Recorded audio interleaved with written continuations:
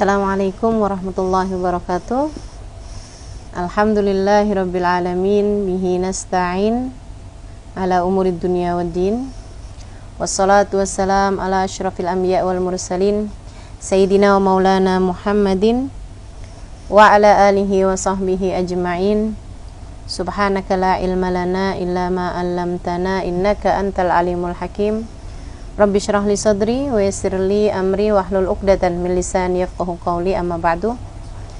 Alhamdulillah, pada hari ini pada sore hari ini berjumpa dalam rangka membedah buku yang baru saja saya terjemahkan bulan lalu, yaitu kitab Imam Al-Ghazali Ayyuhal Walad dengan tajuk Wahai Anakku, yang berisi nasihat Imam Ghazali kepada muridnya dalam mendidik jiwa, meluruskan niat, menerangi gelapnya hati, dan menunjukkan jalan menuju Allah Subhanahu wa taala.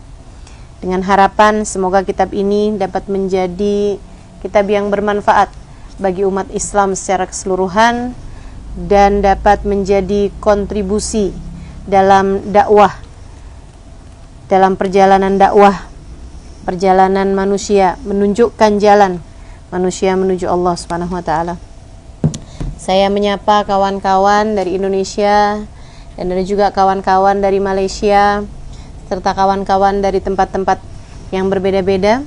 Mudah-mudahan dapat mendapatkan kemanfaatan dari kitab ini insyaallah, dan juga di sini kita akan menjawab pertanyaan-pertanyaan dari beberapa teman mengenai kitab ini. Sebelumnya, kita akan awali pembahasan kita ini dengan membaca suratul Fatihah. Kita minta kepada Allah Subhanahu wa taala kemanfaatan dari ilmu kita pada sore hari ini. Semoga ianya menjadi sesuatu yang bermanfaat bagi kita sekalian. Fatihah binatin nafa' wal intifa' wal mudzakarah wat tadhkir, ibtigha' mardatih wa qurbih wa thawabih wa husnil khatimah, ma'lud fil afiyah wa salahil akibah. Khususan lori Imam Al-Ghazali Muhammad bin Muhammad Al-Ghazali At-Tusi, Allah yaghfir lahum wa yarhamuhum wa ya'li darajatihim fil jannah wa yanfa'una barakatihim wa asrarihim wa anwarihim wa ulumihim wa nafahatihim fid din wa dunya wal akhirah. Al-Fatihah. A'udzu billahi minasyaitonir rajim.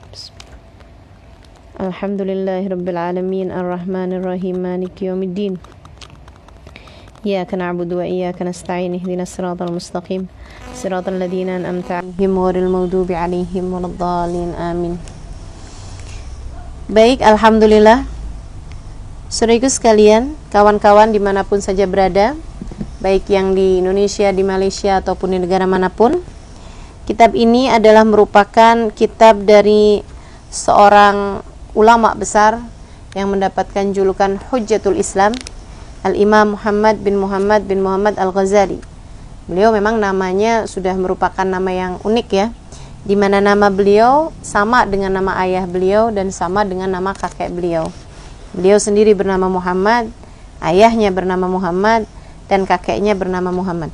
Dan beliau sangat bangga dengan hal tersebut, sehingga beliau bahkan mengatakan bahwa salah satu penyebab dari kemanfaatan ilmu beliau dan juga kemanfaatan kitab-kitab beliau adalah dari keberkahan nama beliau, di mana beliau mengumpulkan nama beliau, nama ayahnya, dan nama kakeknya adalah nama manusia paling agung, nama manusia paling mulia, paling tercinta di sisi Allah Subhanahu wa taala, yaitu Sayyiduna Muhammad sallallahu alaihi wa ala alihi wasallam. Nah, kitab ini merupakan jawaban dari pertanyaan seorang muridnya yang memang ditulis di akhir-akhir kehidupan beliau, di mana muridnya berguru sama beliau untuk waktu yang cukup lama dan berkhidmah untuk waktu yang cukup lama. Kemudian beliau menuliskan sebuah surat bertanya beberapa permasalahan kepada Imam Al-Ghazali alaihi ridwanullah dan minta beberapa nasihat. Imam Ghazali kemudian menuliskan kitab ini sebagai jawaban atas pertanyaan-pertanyaan yang diajukan oleh muridnya tersebut, sekaligus juga nasihat-nasihat, di mana beliau memberikan nasihatnya di kitab ini. Nah, untuk lebih jelasnya mengenai kitab ini, saya akan menjawab pertanyaan dari kawan-kawan, baik yang datang dari Malaysia ataupun yang datang pertanyaannya dikirimkan lewat Instagram saya di Halimah Alaidrus. Saya akan mulai dari pertanyaan yang pertama. Pertanyaannya akan dibacakan oleh kawan saya.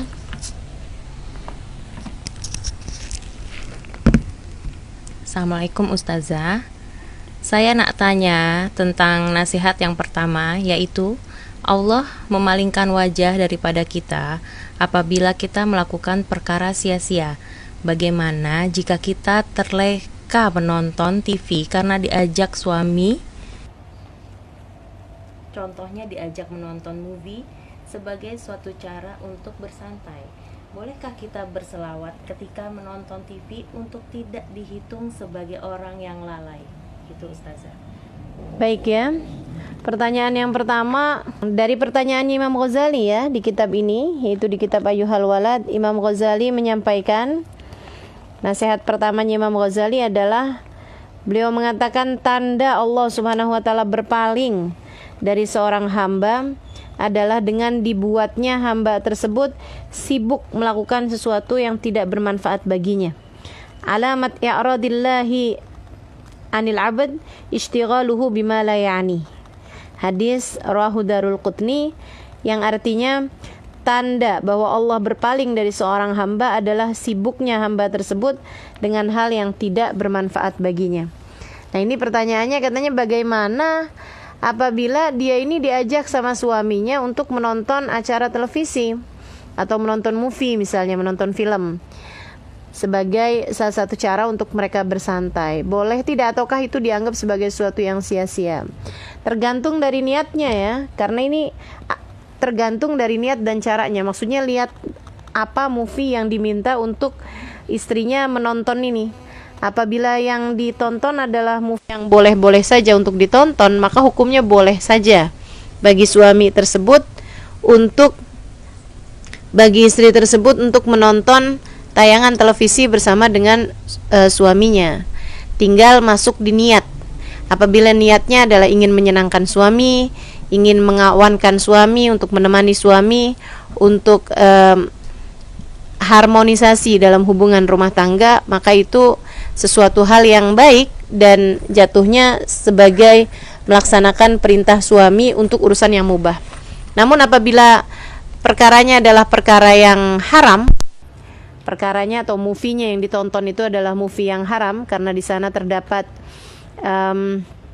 hal-hal yang memang diharamkan oleh Allah Subhanahu wa taala, perkara-perkara yang mendekatkan kepada perzinahan misalnya, atau bahkan memang merupakan suatu hal yang ada nilai-nilai keharaman di sana, maka karena hukumnya haram, Nabi Muhammad SAW mengatakan la ta'ata li mahlukin fi ma'siyatil khaliq, tidak diperkenankan seseorang untuk taat kepada makhluk jika itu membawanya kepada kemaksiatan pada Allah Subhanahu wa taala.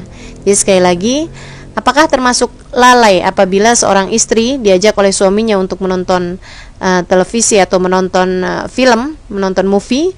Maka tergantung apa yang ditonton, dan juga kalau ingin mendapatkan pahala jika itu adalah tontonan yang mubah, maka silahkan berniat untuk mengawankan suami, untuk menyenangkan suami, maka di sana terdapat nilai pahala dan tidak dianggap sebagai sebuah bentuk kelalaian. Namun apabila di dalam movie tersebut terdapat perkara yang haram, tentu saja ini merupakan perkara yang terhitung sebagai kelalaian yang dilakukan oleh seorang hamba. Iya. Berikutnya, Saya nak tanya Ustazah, adakah dosa orang yang mengetahui sesuatu ilmu kemudian tak mengamalkan lebih besar berbanding melakukan dosa karena jahil? Contoh, saya pernah belajar kitab nih, tapi tak semua yang diamalkan. Bagaimana nak istiqomah menjadi orang yang beramal dengan semua ilmu yang dipelajari? Ada doanya kah Ustazah? adakah berdosa mengetahui suatu ilmu kemudian tidak mengamalkannya lebih besar dibandingkan melakukan suatu dosa karena jahil? Ya. Sebenarnya memang celaka orang yang tidak mengetahui sesuatu kemudian tidak mengerjakan. Akan tetapi celaka orang yang sudah mengetahui akan tetapi dia tidak mengamalkan. Jadi kecelakaannya dua ya, dosanya dua hal, karena dia dosa mengerjakan keharaman dan juga dosa tidak mengamalkan ilmu. Sementara kalau yang satu, dosanya hanya satu, yaitu dosa karena dia tidak belajar. Gitu. Ini untuk sesuatu hal yang la yu'lam bid-darurah, untuk sesuatu hal yang memang harus dipelajari sehingga orang tahu hukum halal haramnya. Tapi untuk sesuatu hal yang memang orang akan tahu, asal masuk Islam dia tahu bahwa itu adalah perkara yang haram. Misalnya keharaman zina, orang asal masuk Islam tahu dong kalau zina itu hukumnya haram. Seperti misalnya kewajiban sholat, orang asal masuk Islam sebenarnya tahu bahwasanya yang namanya sholat itu hukumnya wajib. Nah, hal-hal yang seperti ini tidak ada perbedaan antara alim sama jahil. Dua-duanya sama-sama berdosa, bahkan orang yang jahil dosanya dua kali, karena dosa meninggalkan sholat dan dosa tidak belajar sampai dia tidak tahu bahwa sholat itu hukumnya wajib. Gitu. Jadi dosanya malah dua kali double untuk sesuatu hal yang diketahui secara darurat, maksudnya diketahui secara mudah bahwa hal tersebut memang diperintahkan dalam ajaran agama Islam. Begitu. Nah, buat teman-teman sekalian, mengamalkan ilmu itu hukumnya wajib untuk sesuatu hal yang wajib. Jadi begini ya, bukan berarti kalau misalnya kita tahu fadilahnya tahajud, kita wajib tahajud. Enggak begitu. Tahajud itu hukumnya sunnah. Mau kamu pelajarin, mau kamu nggak pelajarin, mau kamu dapat ijazah sekalipun dari seorang guru ngajarin kamu tahajud, tahajud tidak akan pernah menjadi wajib. Sebab tahajud itu hukumnya sunnah. Jadi nggak usah takut bahwa wah kalau saya belajar nanti akhirnya semuanya jadi wajib saya kerjain. Yang sunnah-sunnah tetap sunnah, tidak segera menjadi wajib ketika kamu mempelajarinya. Jadi jangan kamu kira ketika kamu sudah mempelajari bab tentang nikah, kamu kemudian hukumnya menjadi wajib menikah. Kalau belum ada yang melamar, ya belum wajib nikahnya. Jadi tenang aja teman-teman saya sekalian, jangan takut bahwa kalau kamu mempelajari sesuatu, kamu menjadi berkewajiban untuk mengamalkan semuanya gitu. Sebab sepertinya kan ilmu tidak diamalkan menjadi sesuatu yang tidak bermanfaat. Itu untuk urusan yang memang hukumnya wajib, kamu tinggalkan setelah kamu tahu bahwa itu hukumnya wajib, itu yang baru akan menjadi sesuatu yang menghardik kepada kita, akan berbalik kepada kita, akan berbahaya buat kita. Itu adalah ilmu yang memang hukumnya wajib. Misalnya sesudah kita tahu bahwa hukumnya sholat adalah wajib, kamu masih meninggalkan sholat, itu berat hukumnya. Misalnya sudah kamu tahu bagaimana fadilahnya berbakti kepada orang tua, kamu masih durhaka juga sama orang tua, itu yang hukumannya menjadi berat gitu. Di sini letak masalahnya ya. Jadi sekali lagi, bukan berarti sesuatu ketika hukumnya wajib dipelajari itu kemudian menjadi tidak wajib dipelajari karena kamu belum tahu hukumnya. Sesuatu perkara yang wajib dikerjakan tidak menjadi tidak wajib dengan kamu tidak mempelajarinya. Hukumnya tetap wajib dan kamu malah berdosa dua kali karena kamu tidak mempelajarinya. Dan juga bukan berarti perkara yang sunnah menjadi wajib dengan kamu mempelajarinya. Tidak seperti itu. Perkara yang sunnah tetap menjadi sunnah walaupun kamu mempelajarinya. Dan ketika kamu mengamalkannya, kamu dapat dua kali pahala, yaitu mengamalkan sunnah dan mengamalkan ilmu yang sudah kamu dapatkan tersebut. Seperti itu. Assalamualaikum Ustazah, izin bertanya, bagaimana cara membersihkan hati agar niat kita mencari ilmu tetap lurus?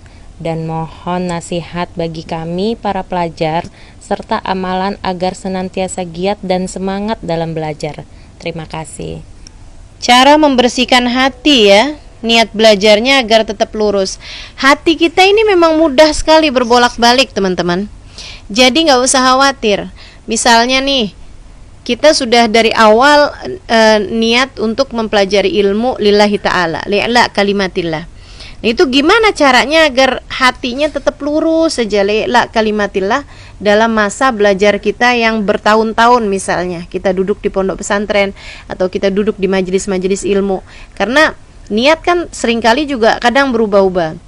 Nah ini teman-teman saudaraku sekalian, karena memang kita tahu hati kita berubah-ubah, makanya kita harus terus-terusan mengingatkan hati kita agar tidak mudah berubah. Luruskan niat, terus seperti itu. Setiap kali datang niatan-niatan yang buruk, misalnya niat-niatan yang bengkok, misalnya niatan yang tidak lurus, kita luruskan kembali agar dia kembali menjadi sesuatu yang lurus. Terus lurus niatnya. Karenanya dalam masalah niat ini memang ada 3 hal teman-teman saudariku sekalian, harus kita kerjakan ketiganya. Niat sebelum mengerjakan, niat di tengah-tengah mengerjakan nih, keikhlasannya itu harus tetap kita jaga, dan juga bahkan sesudah kita mengerjakannya tetap kita niatkan bahwa menuntut ilmu kita di waktu kita menuntut ilmu dulu itu adalah li'la kalimatillah. Ketika mengamalkan ilmu tersebut juga tetap untuk li'la kalimatillah. Jadi gimana caranya membersihkan hati agar niat kita tetap lurus dalam menuntut ilmu? Ingatkan terus hatimu bahwa segala sesuatu hanya ketika kamu lakukan lillahi ta'ala, ia akan menjadi bermakna. Akan tetapi jika kamu melakukannya tidak karena Allah Subhanahu wa taala, maka kamu tidak akan menjadi sesuatu yang bermanfaat. Ilmumu tersebut tidak akan menjadi sesuatu yang bermanfaat. Mohon nasihat Ustazah bagi para pelajar serta amalan agar senantiasa giat dan semangat dalam belajar. Jika besar yang kamu mau raih, biasanya kamu akan bergegas, akan bersemangat untuk bisa mendapatkan apa yang kamu raih tersebut. Jadi masalahnya nih, kalau kamu merasa kamu kurang bersemangat dalam belajar, artinya kurang besar tujuan yang kamu mau raih. Tiap kali kamu malas belajarnya, itu artinya kamu menjadikan tujuan kamu nih kurang besar. Kalau tujuan kamu besar, tujuan kamu mau mencari surga, tujuan kamu mau mencari ridhonya Allah, tujuan kamu mau dapat pandangan kasih sayang dari Nabi Muhammad, saya kira itu sudah cukup besar untuk menjadikan kamu terus menerus giat dalam mempelajari ilmu. Setiap kali kamu malas, ingatkan kembali hatimu untuk meluruskan niat kembali, mengagungkan tujuan kamu sehingga jadi ringan beban-beban yang kamu lalui di dalam perjalananmu dalam mencari surga. Ingat Nabi Muhammad SAW mengatakan, ala inna sil'atallahil ghaliyah, ala inna sil'atallah hiyal jannah. Ala inna sil'atallahil ghaliyah, ala inna sil'atallah hiyal jannah. Ketahuilah sesungguhnya barang dagangan Allah itu mahal. Ketahuilah sungguhnya barang dagangan Allah adalah surga. Kita harus membayarnya dengan perkara yang sangat besar sekalian. Kita harus membayarnya bahkan dengan jiwa dan raga kita, insya Allah. Mudah-mudahan teman-teman yang sedang belajar dimanapun saja terus giat untuk belajar, sebab kita sedang mencari ilmu Allah Subhanahu wa ta'ala dan sedang mencari ridhonya Allah Subhanahu wa ta'ala. Baik, pertanyaan berikutnya. Assalamualaikum Ustazah, saya mau bertanya, apa yang melatar belakangi Ustazah untuk menerjemahkan dan menerbitkan buku ini, dan apa yang membuat Ustazah terkesan akan buku ini? Terima kasih Ustazah. Ya, ini pertanyaan sangat bagus sekali ya. Apa yang melatar belakangi Ustazah untuk menerjemahkan dan menerbitkan buku ini? Jadi sebenarnya memang 2 tahun silam ya, berarti atau setahun setengah yang lalu, sebelum 1 tahun lah ya sebelum datangnya COVID, salah satu majelis saya di Jakarta yaitu Ahbabu Zahra membuat satu seminar 2 hari membahas kitab Ayyuhal Walad ini. Saya kemudian membahas kitab ini, akan tetapi ternyata terjemahan yang ada tidak cukup mewakili ucapan-ucapan Imam Ghazali yang sebenarnya istilah zaman sekarang nih jelek banget gitu. Nasihat-nasihatnya sangat diperlukan, sangat penting sekali untuk kita menjalani kehidupan di zaman sekarang ini. Walaupun memang Imam Ghazali memberikan nasihat itu kepada muridnya di zaman sekitar 1000 tahun yang lalu ya, karena Imam Ghazali hidup di masa tahun 500 Hijriah. Nah, karena saya ngerasa ini kitab jelek banget gitu. Ini kita bacanya seperti ditampar-tampar, seperti langsung berhadapan dengan Imam Ghazali, dikasih tahu kamu harus begini, kamu harus begini, kamu harus begini. Namun sayangnya kitab terjemahan yang ada tidak mewakili itu. Saya jadi kemudian ingin agar kitab tersebut dapat sampai ke hati teman-teman, dapat mudah difaham oleh teman-teman dengan bahasa yang ringan, dengan bahasa yang mudah difaham, sehingga semuanya dapat merasakan manisnya ilmunya Imam Ghazali, sehingga semuanya dapat merasakan nikmatnya ilmunya Imam Ghazali untuk bisa sampai dan membenahi karat-karat yang ada di pikiran-pikiran kita selama ini. Karena itulah saya kemudian tertarik untuk menerjemahkan kitab ini, dan alhamdulillah sudah berhasil diterjemahkan dan sudah berhasil diterbitkan, sehingga bisa sampai di tangan teman-teman sekalian pada masa sekarang ini. Sangat terkesan karena memang saya merasakan bahasa Imam Ghazali itu adalah bahasa seorang guru penuh cinta kepada muridnya, di mana sangat menginginkan agar muridnya menjadi seorang yang ilmunya bermanfaat, yang ilmunya bisa mendekatkannya kepada Allah Subhanahu wa ta'ala. Dan memang di dalam kitab ini seperti yang tadi saya sampaikan adalah merupakan jawaban dari pertanyaan-pertanyaan seorang murid kepada Imam Ghazali. Imam Ghazali ketika menjawabnya kemudian dibukukanlah kitab ini ya. Makanya ianya adalah buku kecil aja yang dapat selesai dibahas hanya dalam sehari atau 2 hari aja, dan juga bagi yang membacanya mungkin hanya perlu beberapa jam saja, bahkan mungkin nggak sampai 1 jam untuk bisa menyelesaikan kitab tersebut jika dibaca begitu aja. Tapi kalau mau memahaminya, memaham-mahamankannya, ya mungkin memerlukan waktu yang lebih lama. Dan Imam Ghazali memang ketika memanggil muridnya ini dengan panggilan ayyuhal walad, atau wahai anakku, sehingga memang beberapa ibu-ibu yang membacanya mengira bahwa kitab ini adalah kitab mengenai parenting ya, mengenai cara mendidik orang tua kepada anaknya, padahal tidak seperti itu.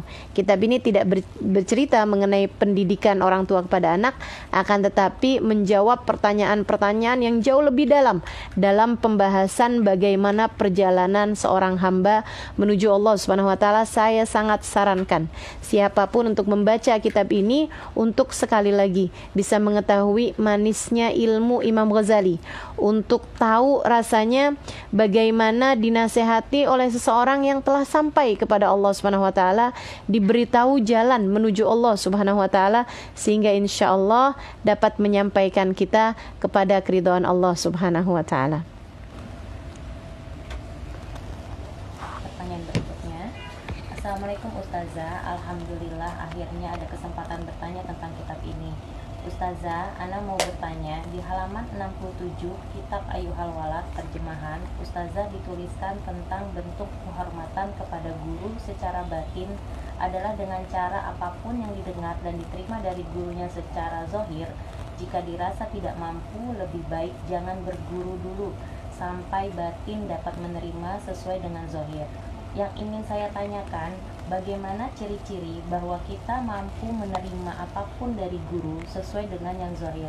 Padahal terkadang di hati kita sering bertanya-tanya, kenapa para guru memerintahkan kita untuk ini dan itu? Apa artinya dengan terbesitnya pemikiran seperti itu? Pertanda kalau kita belum pantas untuk jadi murid dari guru tersebut. Wah, ini juga pertanyaan bagus sekali nih ya. Jadi dia bertanya, memang di halaman 67 dari kitab Ayyuhal Walad ini ada pembahasan bahwasanya kalau kamu berjumpa dengan guru yang sudah memenuhi persyaratan-persyaratannya, karena nggak semua orang yang ngaku jadi guru itu layak dianggap sebagai guru, karena adabnya dan kemudian cara pemikirannya, ibadahnya dan lain sebagainya harus memenuhi persyaratan-persyaratan untuk layak dianggap sebagai penerus baginda Nabi Muhammad SAW. Sebab guru yang dimaksud di sini tentu saja adalah ulama, dan ulama merupakan warathatul anbiya, wakil dan pewaris dari Nabi Muhammad SAW. Tentu tidak semua orang yang mengaku dirinya guru layak untuk berada di tempat tersebut. Akan tetapi jika kamu mendapati, katanya Imam Ghazali, jika kamu mendapati seseorang dengan akhlak, dengan ibadah, dengan kepribadian, dengan semua yang sudah disampaikan oleh Imam Ghazali memenuhi persyaratannya, maka jadikanlah beliau sebagai gurumu dengan cara kamu harus menghormat kepadanya, penghormatan zahir maupun batin.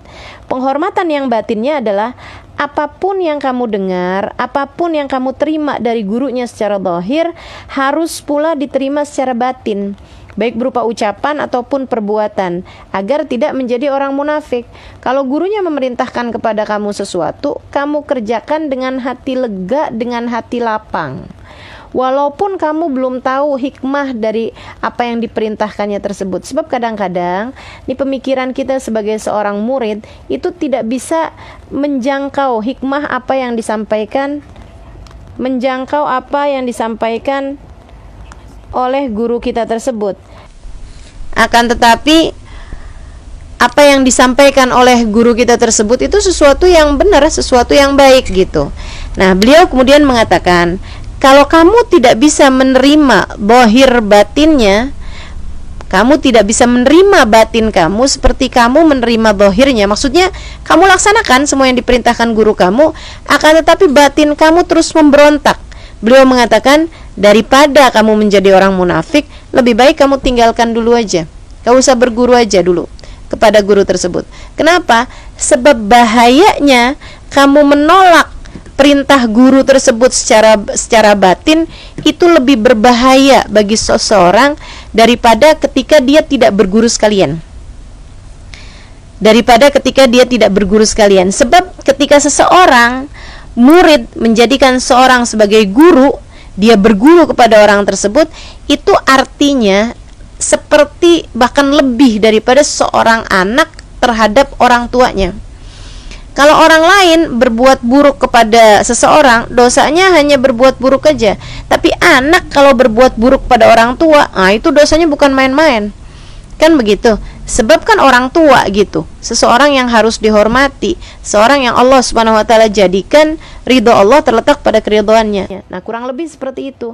Maka demikian pula dengan seorang murid kepada gurunya. Kalau dia sudah mendapati gurunya ini adalah seorang yang memang dapat menyampaikannya kepada Allah, seseorang dengan keilmuan, ibadah, akhlak, kepribadian yang memang benar-benar tinggi nilainya di mata Allah Subhanahu wa taala sehingga layak untuk diikuti, maka murid tersebut harus menerima apapun yang diperintahkan oleh gurunya.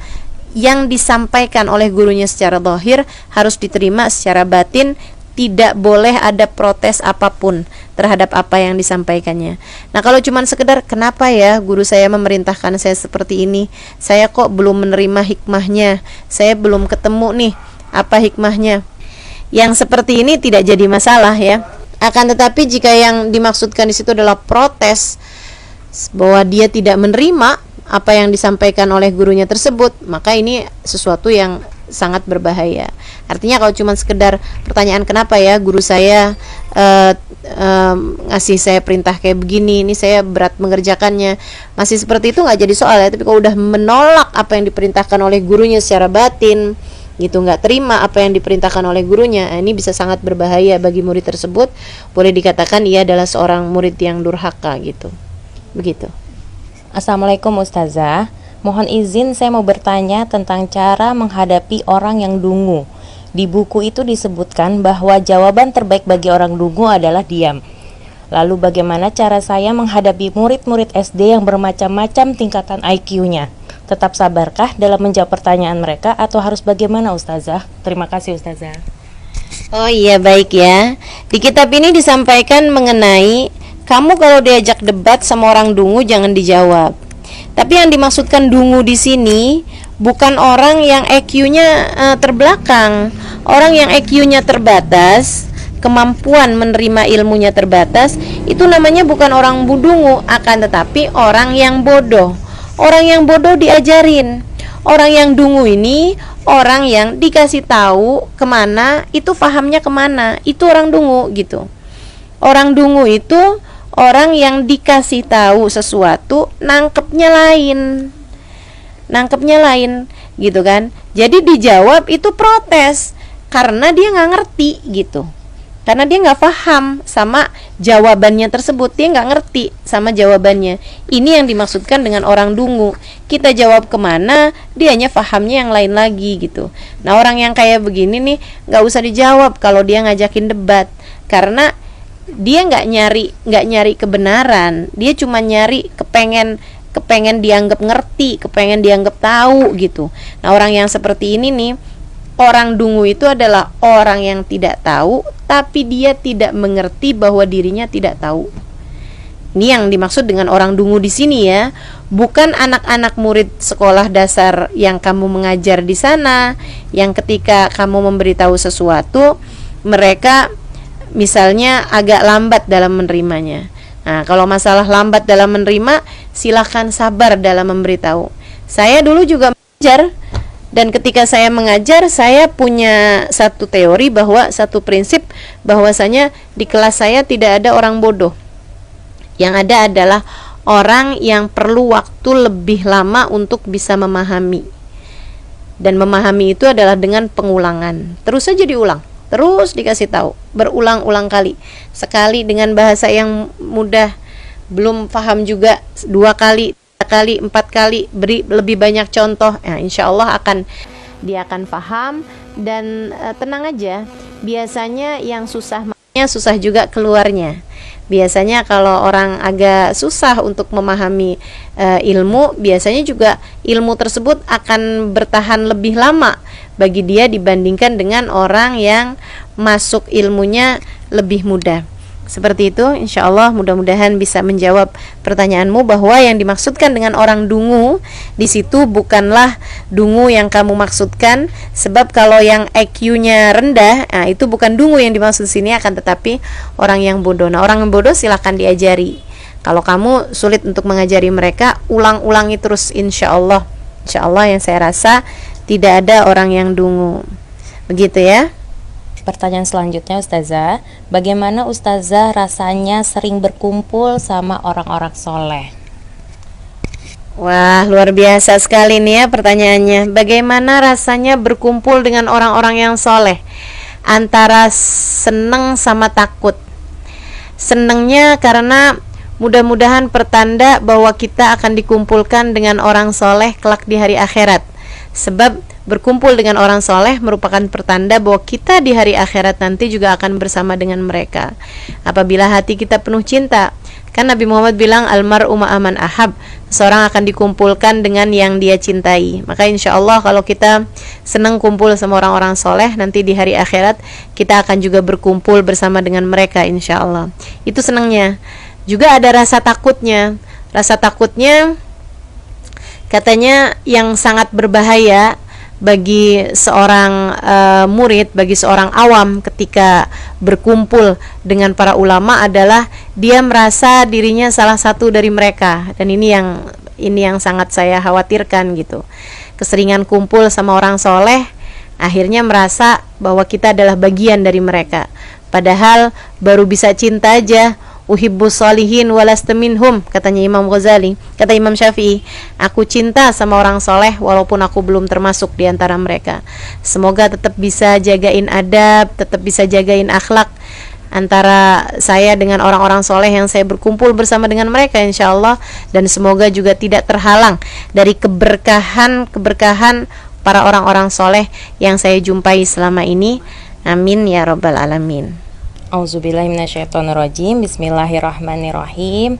Kepada Ustazah Halimah Al-Idrus yang kami sayangi, saya ada pertanyaan tentang doa dari Nabi Muhammad SAW dalam kitab Ayyuhal Walad yang berbunyi, Allahumma inni auzubika min ilmin la yanfa.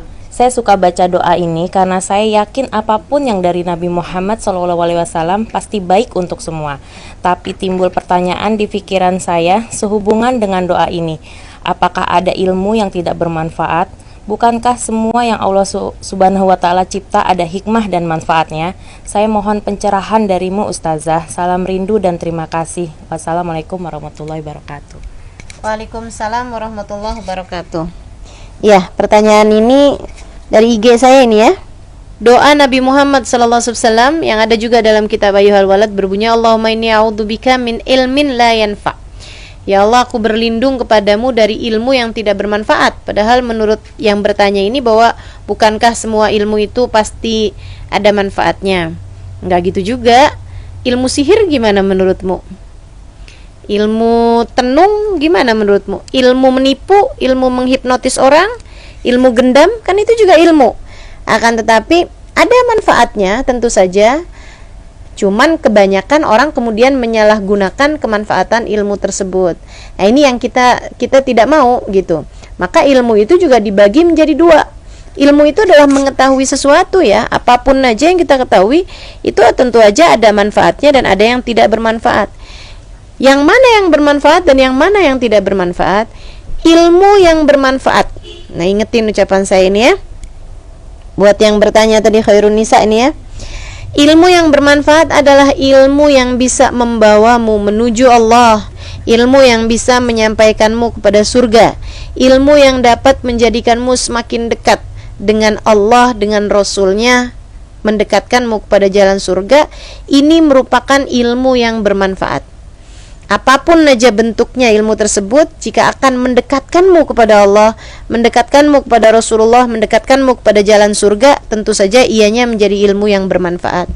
Akan tetapi kamu punya ilmu banyak sekali, hanya menambahkan kesombonganmu, hanya menambahkan kepada pemasukan duniamu, hanya menambahkan kepada panjangnya jadwal kamu memberikan kajian di mana-mana, tapi tidak menjadikanmu semakin dekat, semakin khusyuk, semakin tawadhu kepada Allah, semakin mengerti keagungan Allah Subhanahu wa taala, semakin takut dengan murkanya Allah Subhanahu wa taala, maka ilmu tersebut bisa dikatakan itu bukanlah ilmu yang bermanfaat.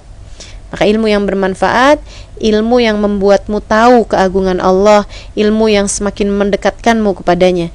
Ilmu tersebut adalah ilmu yang bermanfaat. Nah, kita minta kepada Allah Subhanahu wa taala, ya Allah, jauhkan aku berlindung kepadamu dari ilmu yang tidak bermanfaat, dari ilmu yang tidak mendekatkanku kepada jalanmu ya Allah, dari ilmu yang tidak mendekatkanku kepada surganya Allah Subhanahu wa taala. Ya, pertanyaan berikutnya. Assalamualaikum Ustazah, saya ingin bertanya, jika umur sudah 40 tahun ke atas, ilmu apakah yang penting untuk kita pelajari dan kita dalami Ustazah? Dan apakah semua ilmu harus dipaham dengan bimbingan seorang guru? Terima kasih Ustazah. Wassalamualaikum warahmatullahi wabarakatuh. Baik ya, ini pertanyaannya. Udah usia 40 tahun, tapi apa nih ilmu yang penting buat dipelajari? Nah, tidak ada waktu terlambat untuk mempelajari ilmu, sebab yang namanya mempelajari ilmu itu minal lahad ilal lahad, dari sejak buayan sampai ke liang lahat. Ilmu apa yang harus dipelajari nih sudah masuk usia 40 tahun? Namanya ilmul hal. Ilmu yang wajib dipelajari itu namanya adalah ilmul hal. Apa itu ilmul hal? Ilmu yang wajib untuk kamu pelajari sekarang, yang kamu perlukan sekarang dalam perjalananmu menuju Allah Subhanahu wa taala. Apa aja mencangkupnya ilmu hal tersebut? Sesuai dengan apa yang dimiliki oleh 3 bagian dari manusia. Manusia itu punya badan, manusia itu punya akal, dan manusia itu punya hati.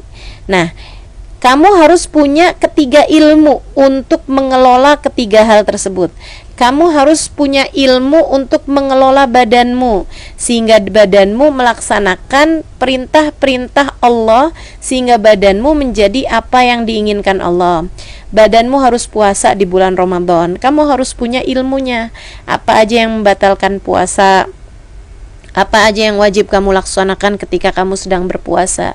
Badanmu wajib sholat dalam sehari 5 waktu.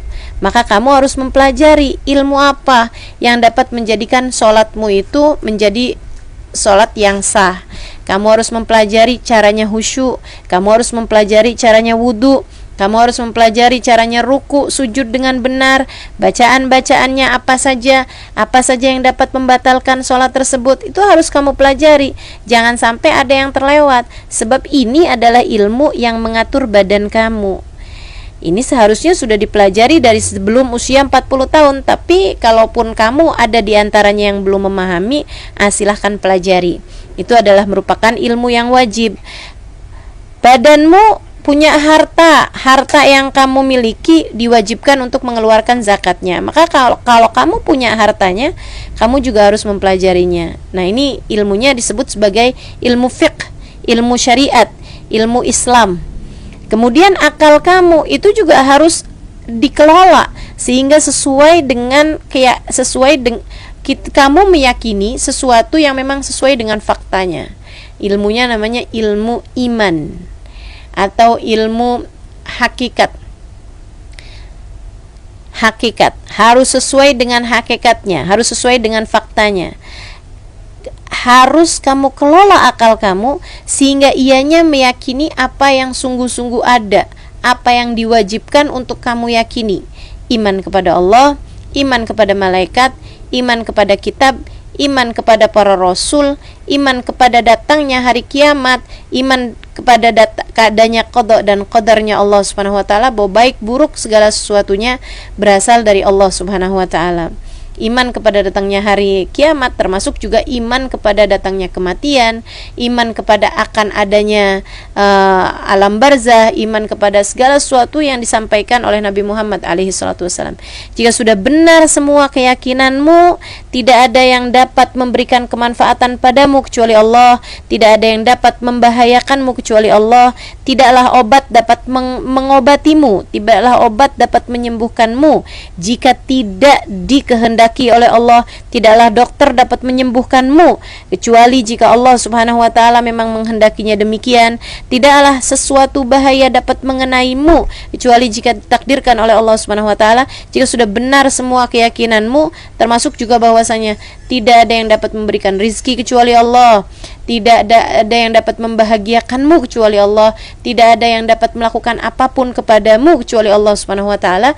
Nah, ketika sudah benar keyakinanmu, berarti akalmu sudah mendapatkan ilmunya. Jika kamu rasa ada di antara keyakinan-keyakinan tersebut yang masih kamu ragu-ragu, yang masih kamu belum memilikinya, maka wajib bagimu untuk mempelajari ilmu keimanan, ilmu akidah yang biasa juga disebut dengan nama ilmu hakikat. Dan yang terakhir, kamu wajib mempelajari yaitu ilmu yang larinya kepada hati. Sebab manusia terdiri dari badan seperti yang tadi saya sampaikan, kemudian pikiran yang keduanya, dan yang terakhirnya adalah hati. Dan ini adalah nilai tertinggi dari seorang manusia, dan ilmunya atau kewajiban kamu di sana dalam beragama itu membuatmu memiliki ihsan. Jika kamu memiliki hati yang sesuai dengan apa yang diinginkan oleh Allah Subhanahu wa taala, kamu harus mempelajari sifat-sifat baik yang Allah Subhanahu wa taala inginkan untuk kamu bersifat hatimu tersebut dengan sifat tersebut, dan kamu juga harus mempelajari sifat-sifat buruk yang ada di dalam hati sehingga kamu dapat mengusirnya jauh-jauh dari hatimu. Ketika kamu sudah memiliki ilmunya, ilmu sabar, ilmu ikhlas, ilmu tawadhu, ilmu syukur, ilmu cinta kepada manusia, ilmu mencintai Allah, ilmu mencintai Rasulullah, ilmu mencintai kebaikan-kebaikan. Jika kamu sudah memiliki ilmunya dan kamu juga tahu bagaimana cara menghindari cara menghindari kebencian, bagaimana cara menghindari kesombongan, bagaimana jauh dari riya, bagaimana jauh dari ujub. Semua ilmu-ilmu tersebut wajib kamu pelajari, sebab itu perintah dari Allah Subhanahu wa taala yang telah memerintahkan kita untuk bersifat dengan sifat-sifat yang seperti itu. Jika kamu sudah mempelajari semuanya, maka artinya kamu sudah memiliki ilmunya. Biasa disebut dengan nama ilmu ihsan dalam rukun agama kita. Juga disebut dengan nama ilmu thariqat atau ilmu perjalanan kita menuju Allah Subhanahu wa taala, atau biasa disebut dengan nama ilmu akhlak atau ilmu tasawuf juga ya. Nah, ketiga ilmu ini yang wajib dipelajari tanpa pandang usia. Jadi meskipun kamu sudah berusia 40 tahun ke atas, ketiga hal tersebut itu harus kamu pelajari. Mana nih di antara ketiganya yang kamu rasa kamu belum memilikinya? Pelajari lebih jauh lagi agar kamu bisa menjadi seorang hamba yang diinginkan oleh Allah Subhanahu wa taala. Apakah semua ilmu tersebut harus difaham dengan bimbingan seorang guru? Adanya seorang guru lebih memudahkan tentu saja. Sebab kalau kamu nggak punya gurunya, jadi agak susah buat ngasih tahu tentang keimanan-keimanan. Apalagi jika kamu bertemu dengan guru yang memang mendidik ya, dia akan mengerti cara memahamkan kepadamu ilmu dengan cara yang paling mudah. Maka dapati guru tersebut, kemudian cari bimbingan dari mereka sehingga kamu menjadi seorang hamba yang sesuai dengan apa yang diinginkan oleh Allah Subhanahu wa taala kepadamu insyaallah. Assalamualaikum Ustazah. Bagaimana caranya agar mudah menerima nasihat? Bagaimana cara agar mudah menerima nasihat? Nasihat itu seperti benih ya, seperti benih yang ditaruhkan di tanah. Nah, tanahnya itu adalah hatinya. Bagaimana menjadikan hatimu bisa ditanami oleh benih? Atau bagaimana menjadikan hatimu menjadi hati yang bisa menerima nasihat, sehingga nasihat tersebut masuk ke dalam hatimu dan kemudian menumbuhkan kebaikan-kebaikan. Itu kan yang diharapkan dari sebuah nasihat. Nah, itu pertanyaannya sama dengan bagaimana cara agar tanah bisa menerima benih yang masuk kemudian menumbuhkannya. Nah, pertanyaannya kurang lebih sama seperti itu. Tanahnya harus tanah yang subur dan tanah yang jauh dari penyakit-penyakitnya. Maka kalau kamu ingin hatimu mudah untuk menerima nasihat, jadikanlah hatimu hati yang subur, hati yang bagus, hati yang bersih, hati yang punya cinta kepada semua umat Nabi Muhammad SAW, hati yang tidak banyak onak durinya, hati yang tidak ada kebencian terhadap hamba-hambanya Allah. Selagi hati kamu punya banyak kebencian, selagi hati kamu punya banyak penyakit-penyakit, akan sulit bagimu untuk bisa menerima nasihat. Dan penyakit-penyakit yang datang kepada hati juga banyak diantaranya adalah dosa-dosa kita. Tiap kali kita mengerjakan perbuatan-perbuatan dosa, ini katanya Nabi Muhammad alaihissalam, idza adnabal abd nakat fi qalbihi nuqtah sauda. Apabila seorang hamba melakukan perbuatan dosa, maka ada satu titik hitam di dalam hatinya yang akan tertoreh di dalam hatinya tersebut. Apabila ia beristighfar, apabila ia bertaubat, akan dihapus. Kalau tidak, kemudian dia berbuat dosa lagi, maka satu titik hitam lagi. Berbuat dosa lagi, satu titik hitam lagi, sehingga hatinya kemudian dipenuhi dengan titik-titik hitam. Nah, hati yang seperti ini, hati yang banyak titik-titik hitam dosanya, itu akan menjadi hati yang gelap. Nah, kalau sudah gelap, lama-lama mati. Hatinya ini hati yang gelap, hati yang berpenyakit gitu kan. Kalau dibiarkan terus-terusan akan menjadi hati yang mati. Kalau udah hati mati, maka nasihat apapun tidak akan bermanfaat baginya. Sama dengan tanah, kalau sudah penuh dengan penyakit-penyakit tanah tersebut, kalau tanahnya tanah yang tidak subur gitu kan, maka akan tidak bermanfaat. Benih sebaik apapun hanya akan menjadi sampah di dalam tanah tersebut, tidak ada artinya apa-apa. Nah, kita kalau mau tahu nih, hati kita gimana sih selama ini, sudah dalam kondisi subur atau kurang subur atau bahkan mati, tinggal dengerin aja nasihat, tinggal kamu tanemin aja benihnya, bisa hidup apa nggak hidup gitu kan. Nah, tinggal kita dengerin aja nasihat. Bagaimana perasaanmu ketika kamu mendengarkan nasihat? Kalau kamu merasa setiap kali dinasehati kamu menolak, dengan kamu berpikir bahwa kalau yang nasehatin orangnya jelek, orangnya buruk, kamu akan berpikir, Allah, diri sendiri aja benerin, ngapain kamu benerin orang lain? Itu pertanda bahwa hati kamu ini bukanlah merupakan hati yang subur, sebab ianya menolak nasihat. Kalau yang nasehatin ternyata orang baik, yang memang tidak berbuat dosa seperti kamu misalnya, kamu akan cari kawan-kawan lain berbuat dosa, dengan kamu berpikir bahwa bukan cuma saya aja kok yang berdosa, banyak banget kok orang yang berdosa kayak saya, kenapa dia nasehatinya cuma saya? Atau ini sudah nggak relevan lagi buat zaman sekarang nasihat ini, seharusnya ini sudah nggak lagi jadi nasihat, orang dosa kayak begituan kan semua orang juga ngerjain. Nah, orang yang seperti ini artinya bahwa dia hatinya sedang tidak subur, hatinya sudah tidak lagi subur. Nah, orang yang seperti ini, kita kalau merasa hati kita kok kayaknya saya begitu ya kalau dinasehatin, yuk kembali, yuk kita balik, yuk kita banyak beristighfar, yuk kita banyak mohon ampun kepada Allah Subhanahu wa taala agar perlahan-lahan hati kita dibersihkan dari dosa-dosanya, sehingga Allah Subhanahu wa taala kemudian memaafkan dosa-dosa kita dan kemudian hati kita menjadi bersih kembali. Dan salah satu cara agar kita hatinya bisa menjadi hati yang subur, hati yang indah sehingga mudah menerima nasihat adalah dengan kita mendekat orang-orang soleh, terutamanya manusia paling soleh, baginda kita Nabi besar Muhammad Sallallahu Alaihi Wasallam. Karena hati itu nular. Kalau kita sering deket-deket sama orang yang hatinya baik, lama-lama hati kita juga jadi akan ikutan baik. Kalau kita sering deket-deket sama orang yang hatinya buruk, nanti kita juga akan lama-lama ikut-ikutan sama keburukan orang tersebut. Makanya mau mesti pilih-pilih teman. Dan seindah-indah teman, seindah-indah kawan untuk kita berkawan, baginda kita Nabi besar Muhammad alaihissalam.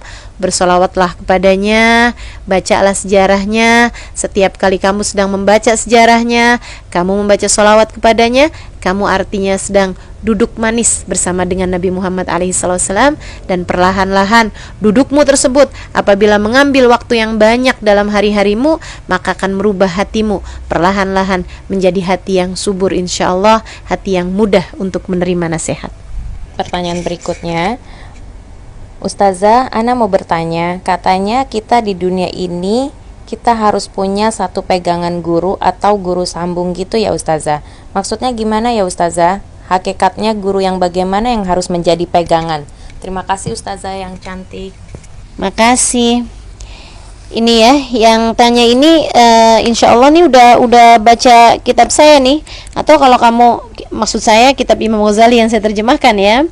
Atau kalau kamu belum membacanya, kamu sepertinya perlu membaca, karena di dalam kitab ini disebutkan tentang syarat-syaratnya guru mursyid. Syarat-syaratnya guru untuk disebut sebagai guru mursyid itu guru yang bagaimana. Nah, ini sudah ada keterangannya di sini, lengkap semuanya, dan beliau mengatakan kalau kamu mendapati orang yang seperti ini, artinya kamu sudah mendapati guru yang mursyid. Gitu ya. Katanya beliau, nih saya akan bacakan aja biar lebih terang. Halaman 64. Adapun syarat utama seseorang dapat menjadi pengganti Nabi Muhammad SAW adalah dengan berilmu. Jadi syaratnya seorang guru ya. Dia nanya, pertanyaannya, apakah seseorang harus punya guru?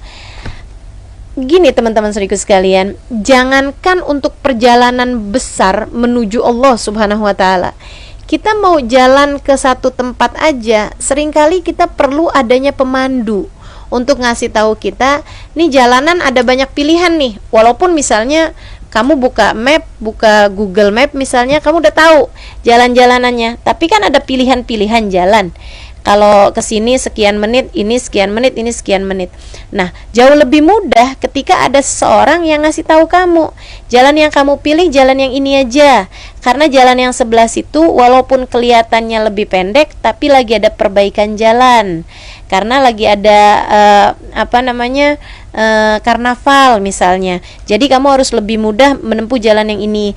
Jangan tempuh jalan yang ini karena ini jauh lebih jauh. Walaupun kelihatannya dia lebih dekat, tapi secara kilometernya misalnya lebih jauh dan lain sebagainya.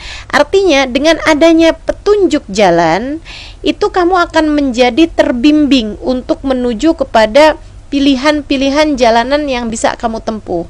Demikian pula dengan seseorang dalam perjalanannya menuju Allah Subhanahu wa taala, yang tentu saja bukan jalanan yang lurus dan bukan jalanan yang mulus. Jalanannya itu penuh dengan kelokan-kelokan, ada banyak sekali pilihan-pilihan jalan, kanan, kiri, depan, belakang, putar balik, belok kanan, belok ke kanan sedikit, belok ke kanan banyak sekali pilihan-pilihan jalannya, dan juga bukan jalan yang mulus. Begitu banyak onak durinya, begitu banyak halangan-halangan di jalan. Maka kamu perlu seorang guru untuk bisa menunjukkan kepada kamu harus kanan, tapi kanannya jangan banyak-banyak, sedikit aja. Oh, habis itu kemudian kamu lurus lagi sekarang, habis itu kamu kiri. Kita sangat perlu teman-teman saudara sekalian, sehingga Allah Subhanahu wa taala mengatakan, "Wa man yudlilillah falan tajida lahu waliyan mursyida." Kata Allah Subhanahu wa taala, siapa yang disesatkan jalannya oleh Allah Subhanahu wa taala, maka dia tidak akan mendapati seorang petunjuk jalan yang akan menunjukkan jalan baginya. Dia tidak akan mendapati guru yang dapat menuntun jalan baginya. Artinya bahwa kalau kamu adalah orang yang dikehendaki baik untuk sampai kepada Allah Subhanahu wa taala dengan mudah, insyaallah Allah akan utuskan kepadamu seorang guru yang akan membimbingmu, dan kamu akan mendapatkan seorang guru yang akan membimbing jalan kehidupanmu tersebut. Nah, itu jadi memang diperlukan bagi kita ini satu guru yang dapat membimbing kamu gitu. Nah, kalau punya gurunya banyak gimana Ustazah? Gak apa-apa, boleh aja. Kamu punya guru banyak, ngasih tahu ini, ngasih tahu itu, boleh-boleh aja. Akan tetapi yang kamu jadikan pegangan ketika kamu bingung, nih saya mesti A, mesti B. Ini saya mau lanjut sekolah atau saya mau nikah. Ini saya mau saya mau pergi umroh dulu atau uang ini mau saya sedekahkan, ini saya mau begini dulu atau mau begitu dulu. Nah itu ketika kamu kemudian berada dalam pilihan-pilihan yang sulit dalam kehidupan, adanya guru membimbing kamu dalam kehidupan tentu akan lebih memudahkanmu untuk memutuskan keputusan-keputusan berat dalam kehidupan. Karenanya kalau buat saya, memiliki guru adalah salah satu karunia terbesar dalam kehidupan yang harus saya syukuri dari Allah Subhanahu wa taala. Salah satu karunia agung yang Allah Subhanahu wa taala berikan dalam kehidupan saya, seperti itu. Jadi kalau dikatakan perlukah ada seorang guru, tentu saja itu diperlukan, gitu ya. Nah terus gurunya ini nih mesti yang kayak gimana? Nah ini Imam Ghazali menyebutkannya nih dalam kitabnya beliau di halaman 64. Satu, syaratnya mesti berilmu, katanya kayak begitu kan.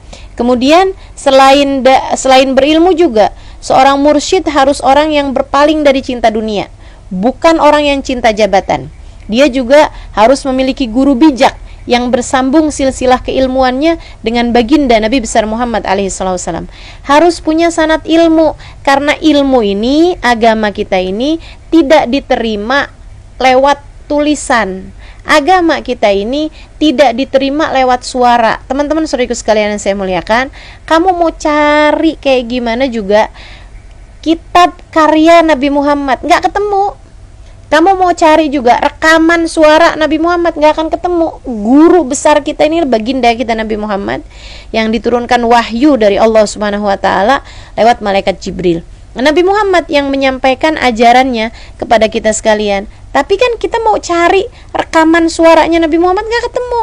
Kita mau cari rekaman atau kitab tulisan Nabi Muhammad, nggak ketemu juga. Sebab bukan dengan cara itu Nabi Muhammad menyampaikan ilmunya, akan tetapi lewat cara lisan beliau disampaikan ke telinga.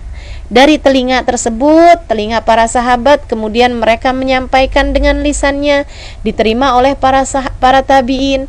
Tabi'in menerima dengan telinganya, kemudian menyampaikan dengan lisannya kepada tabi'in, terus berkelanjutan dari ulama ke ulama ke ulama ke ulama sampai kepada zaman kita sekarang ini, di mana pada zaman sekarang ini kita menerima ilmu tersebut dari para ulama-ulama kita, yang tentu saja ulama-ulama tersebut, kalau kamu tanya, memiliki nasab keilmuan yang bersambung dengan baginda Nabi besar Muhammad sallallahu alaihi wa ala alihi wasallam.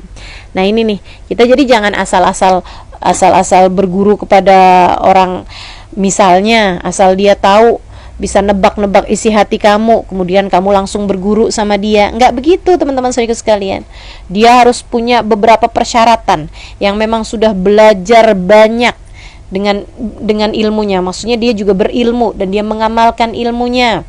Dia juga ketat dalam melatih dirinya, menyedikitkan makan, menyedikitkan bicara, menyedikitkan tidur. Dia juga memperbanyak ibadahnya, sholatnya, sedekah, puasanya, tidak tertinggal. Dan dia juga memiliki perangai-perangai baik seperti sabar, syukur, tawakal, yakin, dermawan, qanaah, tenang, bijaksana, rendah hati, berilmu, jujur, malu, setia, berwibawa, tidak tergesa-gesa, dan juga sifat-sifat yang begitu sangat banyaknya. Kalau kamu berjumpa dengan orang-orang yang seperti itu, maka mereka adalah pantulan cahaya Nabi Muhammad SAW yang pantas untuk diikuti dan diteladani. Seperti istilahnya, pantas untuk kita jadikan guru, di mana mereka ini digugu, dipatuhi, dan juga ditiru, diteladani dalam kehidupannya. Seperti itu teman-teman saudara sekalian. Nah, jadi jadikan guru-guru sebagai pegangan dalam kehidupanmu, dan juga ikuti mereka, patuhi mereka dalam pendidikan atau dalam perjalanan kita menuju Allah Subhanahu wa taala. Ada satu pertanyaan terakhir ini ya. Ya, waktu juga memisahkan kita karena sudah 1 jam lebih nih ya. Ini ada sisa satu pertanyaan terakhir untuk nanti ditutup dengan ringkasan mengenai buku ini insyaallah. Pertanyaan terakhir Ustazah, dalam buku tersebut dituliskan Imam Ghazali melarang muridnya untuk menjadi penceramah. Bagaimana jika sebenarnya kita nggak mau, tapi masyarakat yang menuntut, meminta untuk diajar? Bagaimana sikap kita? Iya betul. Imam Ghazali memang luar biasa sekali ya pemikirannya ya dalam kitab ini. Beliau memerintahkan kita untuk mengajar, akan tetapi beliau melarang kita untuk menjadi seorang pengkhutbah, seorang yang berceramah gitu ya.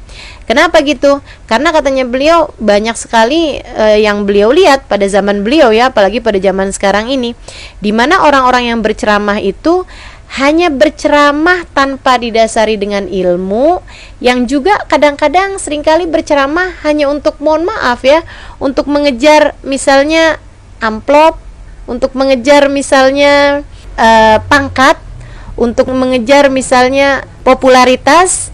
Nah, seperti itu gitu. Nah, jadi karena hal inilah Imam Ghazali kemudian melarang orang-orang untuk jangan sampai kamu nih sebagai murid saya, jangan sampai kamu punya keinginan untuk menjadi seorang penceramah gitu, untuk menjadi seorang yang khotib, seorang yang pengkhutbah gitu kan, yang menyampaikan sesuatu ilmunya nggak banyak tapi hanya untuk kejar popularitasnya aja. Dan beliau juga di dalam kitab ini sesudah menyampaikan tentang jangan menjadi seorang penceramah, beliau juga bilang, tapi kalau kamu harus menjadi seorang penceramah, nah ini seperti yang kamu tanyakan tadi nih, kalau memang sebenarnya sih nggak kepengen, saya dulu tidak berceramah ya, saya dulu di Daruz Zahra Tarim Hadramaut saya mengajar gitu, dan saya tidak mengerti bagaimana caranya berceramah kan, tapi ketika kemudian salah satu cara mengajar di negeri kita ini adalah dengan berceramah juga, itu adalah salah satu media dakwah juga. Nah, kemudian ya diambil juga dengan keharusan yang memang menjadi seperti diharuskan oleh umat, diharuskan oleh masyarakat. Nah, beliau kemudian mengatakan juga di dalam kitabnya, kalau kamu memang harus berceramah, maka kamu harus menjaga dua hal, kata beliau. Yang pertama, jangan memaksakan harus pakai kalimat-kalimat yang susah-susah. Karena ada banyak orang ketika berceramah cari kata-kata yang susah-susah, kata-kata yang indah-indah, bahasa-bahasa yang bahkan kadang-kadang susah untuk dimengerti, hanya untuk membuat orang mikirnya bahwa, wih, pinter nih kayaknya nih ceramahnya nih, pakai bahasa yang sangat intelektual sekali, bahasanya udah pakai banyak sisi di belakangnya itu ya, sampai tidak mudah dimengerti kecuali oleh orang-orang yang ada gelarnya S1, S2, S3 begitu kan. Nah, ini yang seperti ini nih, jangan memaksakan kata-kata yang sulit-sulit, jangan memaksakan kata-kata yang berirama misalnya. Seperti itu katanya Imam Ghazali dalam kitabnya ini, jangan paksakan kata-kata yang seperti itu. Kemudian yang keduanya beliau mengatakan, kalau kamu memang harus berceramah karena memang tuntutan masyarakat seperti itu, tuntutan umat seperti itu, kamu diminta juga untuk memberikan ya sambutan atau untuk mengingatkan orang gitu kan. Sifatnya kan kalau berceramah itu kan untuk mengingatkan orang. Nah, kalau yang seperti itu beliau bilang memang harus kayak begitu. Ya udah, satu, jangan pakai kalimat-kalimat yang sulit untuk dimengerti atau dipaksakan untuk mencari kata-kata yang indah-indah begitu ya. Kemudian yang keduanya beliau bilang jangan sampai tujuanmu berceramah adalah untuk membuat mereka terkesima, sampai orang-orang semuanya bilang, wih, ini dia nih, kalau dia yang bicara ini singa podium. Ini yang harus benar-benar kita hindari ya. Kita berceramah tujuannya dakwah ilallah, tujuannya mengingatkan orang untuk menuju jalan Allah Subhanahu wa taala. Jangan bikin tujuanmu dalam berceramah adalah untuk mengajak orang-orang menujumu. Enggak penting kamu itu siapa. Bawa orang menuju Allah, jangan bawa orang menujumu. Ini yang harus selalu kita ingat-ingat ya, sebagai para dai, para du'ah dimanapun saja berada, orang yang dengan terpaksa harus berceramah karena itu merupakan tuntutan dari umat kita pada zaman ini, harus juga berceramah di podium-podium, di mimbar-mimbar. Silakan ambil bagian jika kamu memang memiliki ilmunya. Sekali lagi, jika kamu memang memiliki ilmunya. Tapi jika kamu tidak merasa memiliki ilmunya, jangan sampai kamu menyampaikan sesuatu tidak sesuai dengan faktanya. Itu adalah penghinaan terhadap agama Islam. Itu adalah pelecehan terhadap agama ini. Kalau kamu sampai berani pegang mic menyampaikan sesuatu tentang agama padahal kamu sendiri tidak seberapa memahaminya. Jangan menyampaikan sesuatu tanpa didasari dengan ilmu. Kemudian kalau kamu memang mengerti ilmunya, sekali lagi ingetin nasihat Imam Ghazali 2 hal tadi ini. Jangan memaksakan bahasa-bahasa yang susah-susah, jangan memaksakan bahasa-bahasa yang indah-indah sampai kemudian menghilangkan makna dari mengajak orang menuju Allah Subhanahu wa taala. Dan yang keduanya, pastikan tujuanmu bukan mengajak orang menujumu, akan tetapi ajak orang menuju Allah. Kita tidak penting, teman-teman saudariku sekalian, kecuali jika Allah Subhanahu wa taala menganggap kita penting.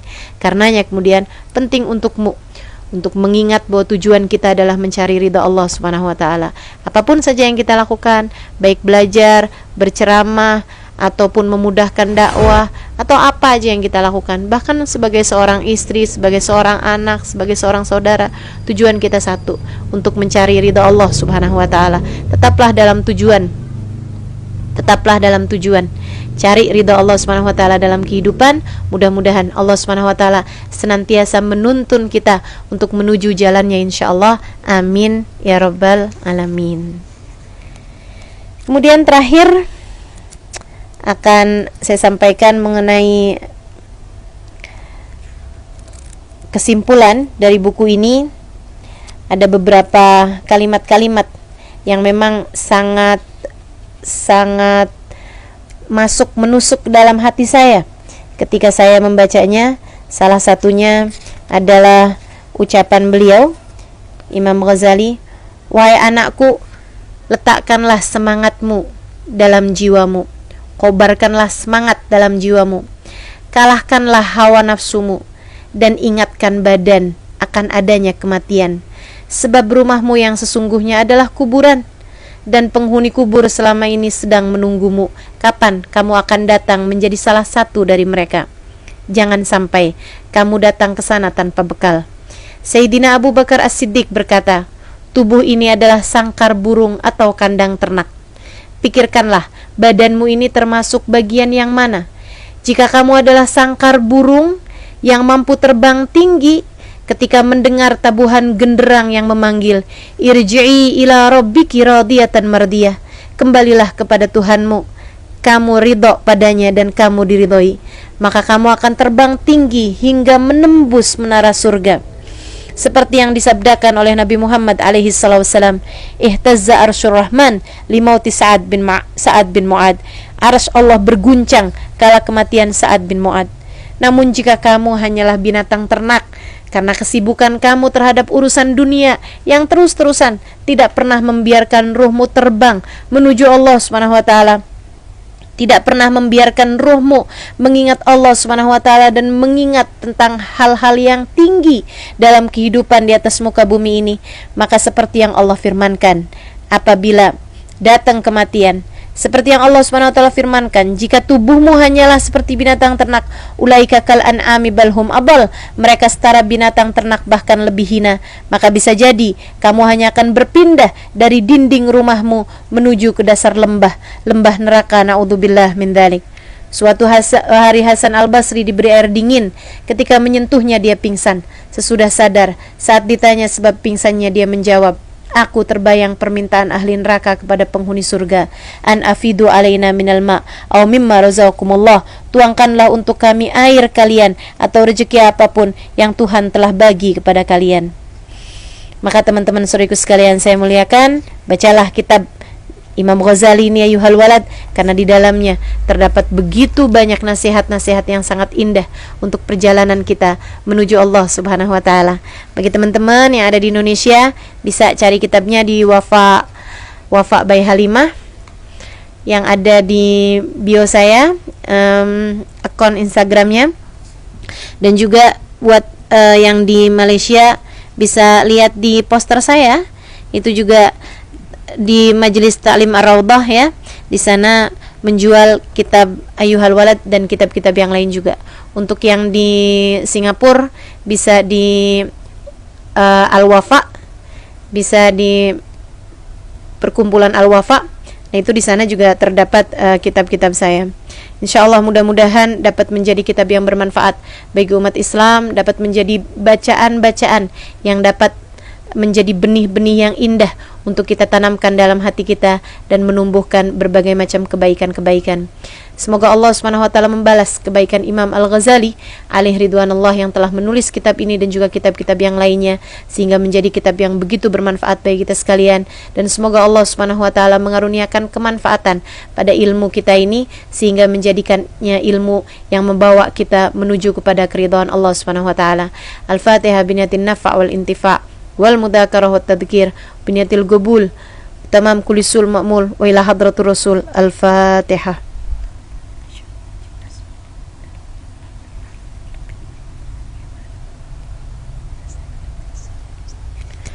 Siratal ladzina an'amta 'alaihim ghairil maghdubi 'alaihim waladdallin. Amin. Taqabbalallahu minna wa minkum taqabbal ya karim. Terima kasih buat teman-teman yang telah menyimak. Mudah-mudahan bermanfaat. Sekali lagi mohon maaf apabila terdapat kekurangan di sana sini. Billahi taufik wal hidayah.